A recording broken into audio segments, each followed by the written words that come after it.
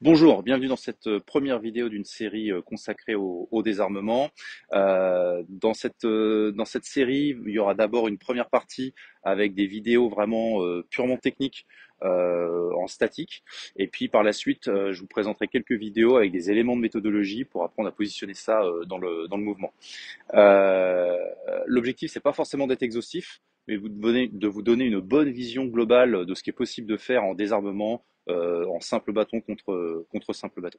Là, sur cette première vidéo, on va commencer par des désarmements sur numéro 1. Allez, c'est parti.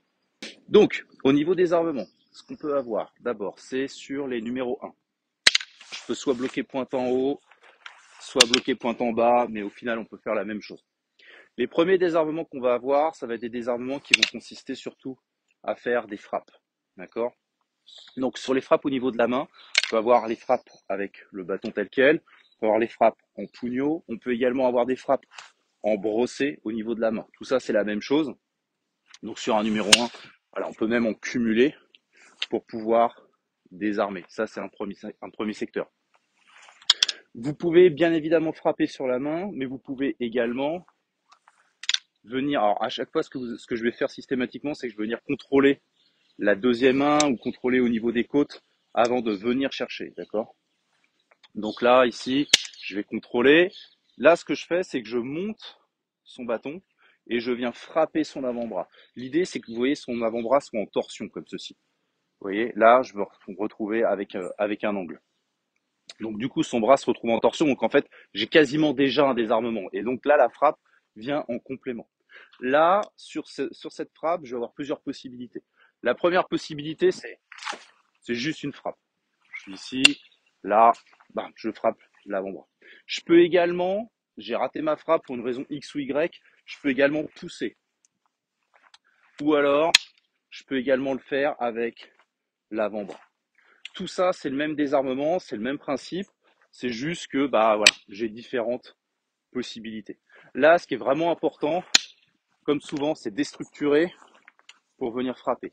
Pas la peine de venir trop près, j'ai pas besoin de venir ici pour faire ceci. Déjà, vous voyez, il se contorsionne beaucoup moins et en plus, il a une deuxième main qui peut m'en mettre une au cas où.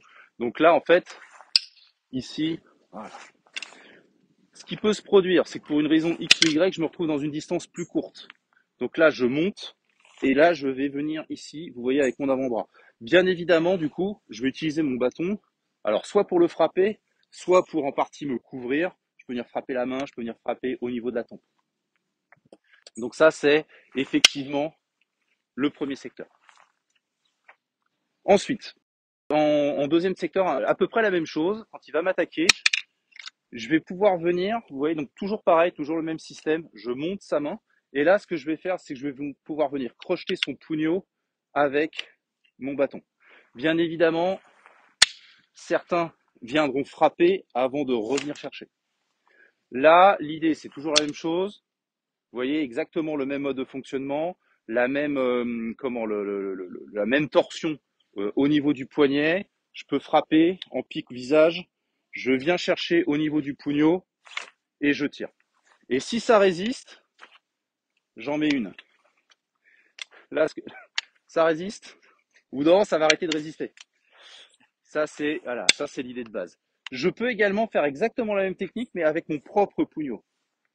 Je viens ici, et là, je viens chercher avec le pugnot. Et je tire. Le même mode de fonctionnement. Donc, frappe, torsion, frappe, et j'arrache. Ça, c'est un deuxième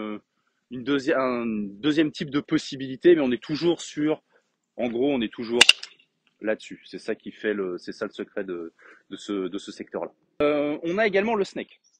Donc sur numéro 1, je vais avoir le snake ici, ou alors je peux le faire bien évidemment sur sweep ou sur roof.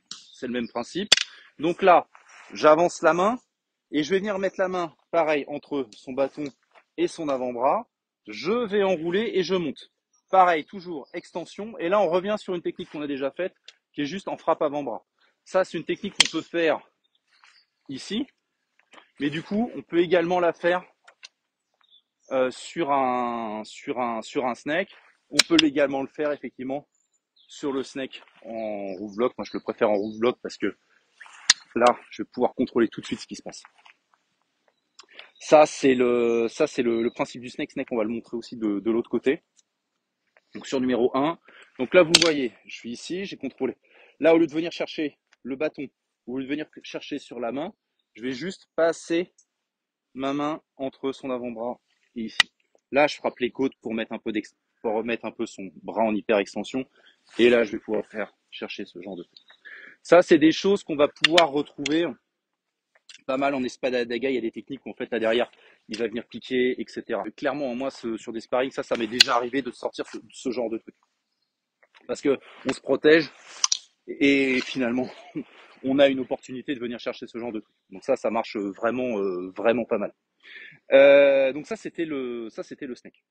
Enfin, sur numéro 1, on a également, donc on a vu, je viens chercher le bâton, on a vu, je viens passer ici. Je peux également venir chercher le gras du pouce ici. Là, la première que je vais avoir, je vais mettre son bâton pointe vers le bas et je vais pousser. Alors, je pousse pas avec mon bâton parce que ça ne marche pas. Tous les désarmements en fait où je vais venir bâton contre bâton, ça va glisser. Vous n'allez pas avoir d'accroche. Là, ici, ce que je vais faire, c'est que je vais pousser. Vous voyez, je vais mettre mon pougnon ici et je vais pousser vers lui. On va le faire de l'autre côté. Donc, ici, je bloque, je viens chercher. Là, vous voyez, pareil, toujours son bras en extension, la torsion sur le côté. Et là, du coup, je vais pouvoir venir ici. Certains diront de venir chercher à venir frapper les côtes. Ce qui est important, c'est surtout, vous voyez, c'est surtout d'être bien positionné, bien serré. Pareil, plus vous allez être loin, plus vous allez avoir de chances de le rater. Donc venez près et ici. D'accord? Et là, ça fonctionne uniquement si justement vous avez bien cette torsion. En fait, cette torsion, il faut la maintenir, il faut presque essayer de l'accentuer pendant qu'on fait le désarmement. C'est-à-dire que, bouge pas, recule un petit peu. Là, en fait, si je fais ici et que je viens juste pousser, ça peut marcher ou pas. Et là, mon objectif, c'est presque de faire la torsion du poignet en même temps.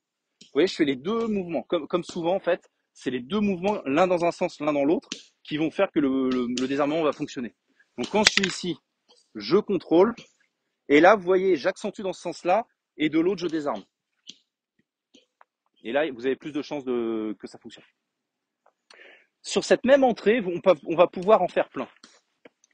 Je peux également, vous voyez, le faire passer, venir piquer.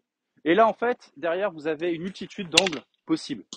Je peux piquer sous l'aisselle, je peux piquer à la gorge. Je peux continuer à accentuer. Vous voyez, c'est toujours la même torsion de l'avant-bras. Je peux venir même ici. Je peux venir positionner le pougneau. Donc, c'est pique à l'aisselle, pique à la gorge, pique à l'horizontale. Je peux venir positionner le pougneau ici pour venir désarmer. Là, je peux le désarmer directement. Et je le désarme directement comment? Vous voyez, en fait, là, je me contente juste de maintenir la pression. Et en fait, ce que je fais, c'est que j'accentue la torsion du poignet pour le désarmement. Et c'est la même chose sur tous. Vous voyez, là, je l'ai fait, du coup, je l'ai fait sur mon triceps. Ça marche pareil. La dernière petite variation, c'est celle où, au lieu, vous voyez, de rester à l'intérieur, c'est-à-dire le bâton à l'extérieur de mon corps, cette fois-ci, ce que je vais faire, c'est que je vais passer à l'intérieur. On le refait. Je viens, et là, ce que je vais faire, c'est que je vais ouvrir pour venir positionner ici. Et là, pareil, j'accentue le mouvement de poignet et je pousse son bâton vers lui. On va le refaire de l'autre côté.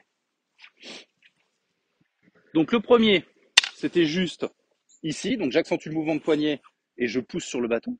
Le deuxième, je pique à l'aisselle, j'accentue sur le poignet, je pique à la gorge, j'accentue sur le poignet, j'accentue sur le poignet, toujours la même histoire.